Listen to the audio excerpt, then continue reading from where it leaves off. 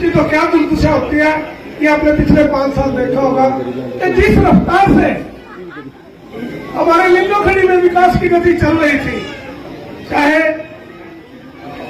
लड़कियों के लिए कॉलेज की बात हो, रावड़ी में बस अड्डे की बात हो, अंडर ब्रिज के लिए सभी परेशान थे, खासतौर से रेलवे स्टेशन का एरिया उनके लिए बड़ी मुश्किल थी कि 1.5 किलोमीटर घूम के जाना पड़ता था। कभी कोई घर में हादसा हो गया, कोई दुख घटना हो गई तो शमशान पल्ली तरफ थे, बड़ी मुश्किल होती थी। लेकिन कोशिश करके वो 8.5 करोड़ की लागत से वो भी बनवाया। रावड़ी की जो सड़क थी उस 18 फुट चौड़ी थी, उसको 4 लेन बनवाया। अंजनथड़ी में बहुत बड़ा बागवानी विश्वविद्यालय जहां हमारे बच्चे MSc BSc करके हॉर्टिकल्चर में डिग्रियां लेकर हम निकलना शुरू हो चुके हैं।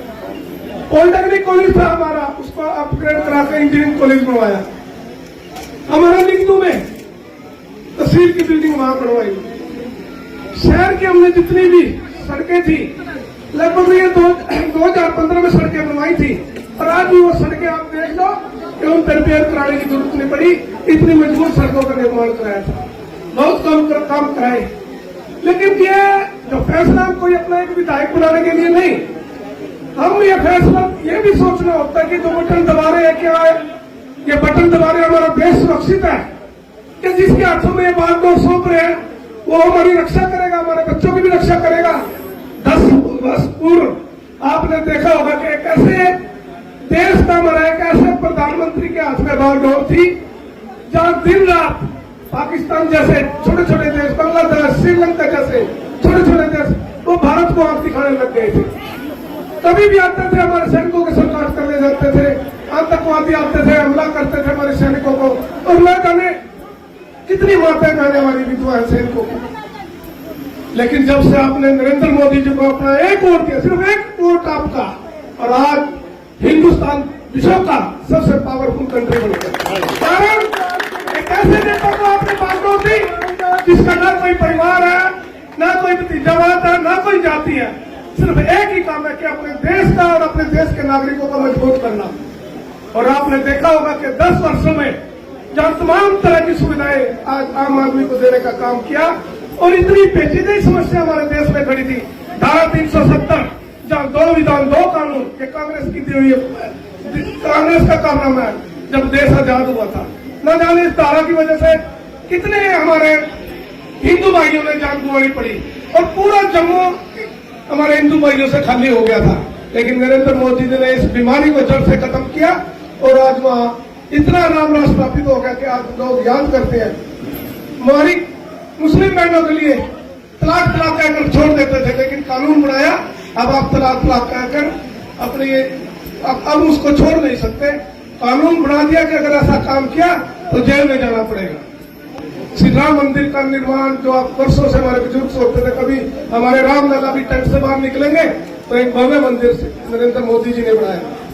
हमारी माता बहनों के लिए जो कोरोना काल आया, कितनी बीमारियां थी, कितना देश, कितनी जाने गई पूरे विश्व में, वहां फ्री में वैक्सीन लगा करके हमारा अपने हिंदुस्तान के नहीं पूरे विश्व की जान बचाने का काम किया। 5 किलो राशन हर परिवार के सदस्यों को हमने हर परिवार को देने का काम किया, और आज तक दे रहे हैं। ऐसे कितने 11 करोड़ परिवार थे जहां शौचालय नहीं थे, 11 करोड़ हर परिवार को शौचालय बनवाकर देने का काम किया। अभी घोषणा की थी नायब सैनी जी ने कि हम अपनी माता बहनों को 500 रुपए में सिलेंडर देंगे। 1000 से आज हम 500 रुपए में सिलेंडर दे रहे हैं। किसान भाइयों की हर फसल सरकार ने, हरियाणा में कोई भी फसल वो सरकारी गारंटी पर खरीदने का काम करे। ये नरेंद्र मोदी जी का काम था, जिसको आपकी वोटर और ताकत देगी। हरियाणा सरकार की बात करूं तो हमारे बच्चे पढ़े लिखे घूमते थे, वो सोच नहीं सकते थे कि हम पढ़ाई कर रहे हैं, क्या हमें नौकरी मिलेगी। पिछली सरकारों में पर्चे खर्चे खूब चलते थे, पैसे हो तो नौकरी मिल जाएगी, सिफारिश हो नौकरी मिल जाएगी, बार से बार सारी नौकरियां मिलती थी। लेकिन ऐसा फैसला मनोहर लाल जी ने किया कि आज गरीब परिवार के बच्चे को भी आज अगर उसने कैश क्लियर कर दिया, घर बैठे उसकी नौकरी लग रही है। हमारे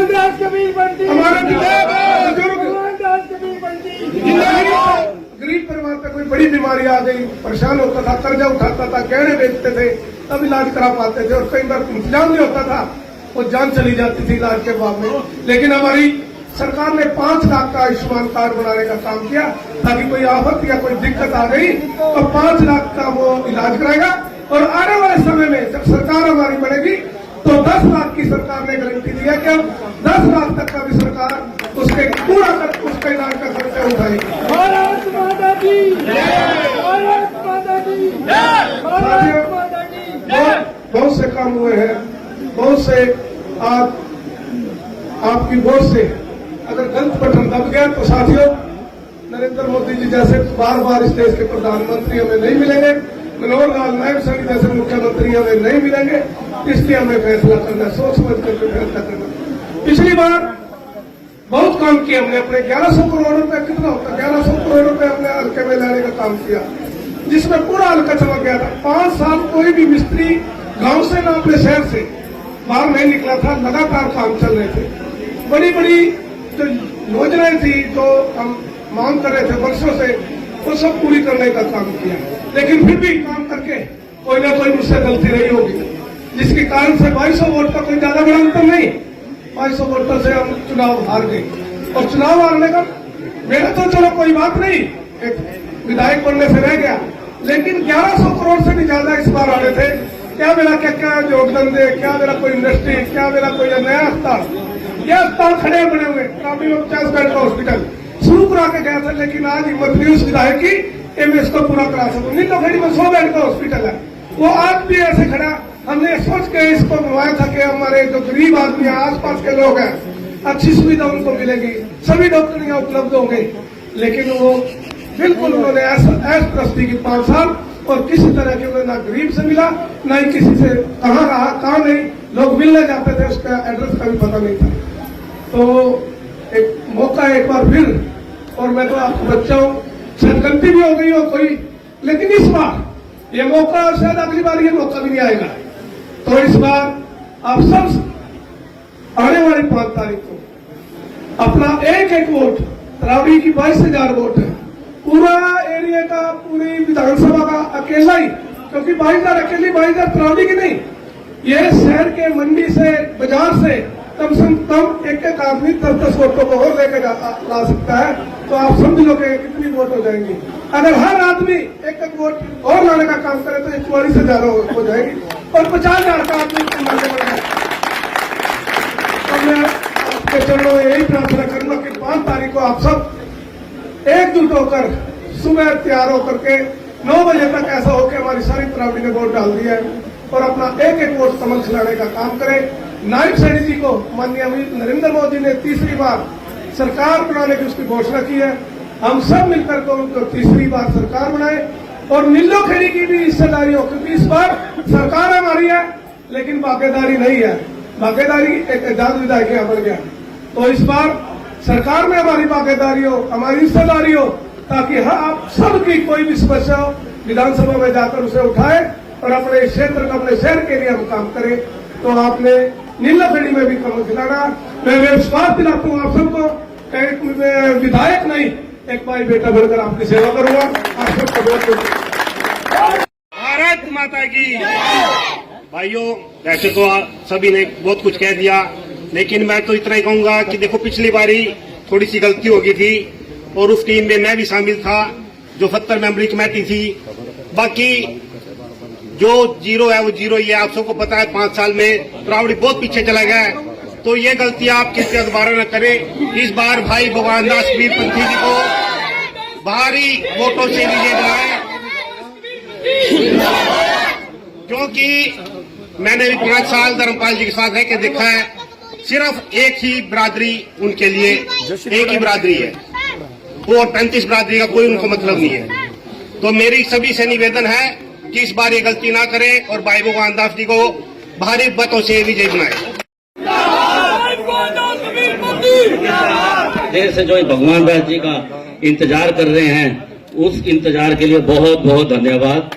और यहाँ पे एक भगवान दास जी भी बैठे हैं, मेरे सारे रूप में भगवान दास जी नजर आ रहे हैं। आपको जो इलेक्शन लड़ना है अपने आप से लड़ना है, और कहेंगे हाथ जोड़ के नम्र निवेदन है कि आप इस इलेक्शन को एक रूप में लेके चले जाओ, हमारी जीत निश्चित है।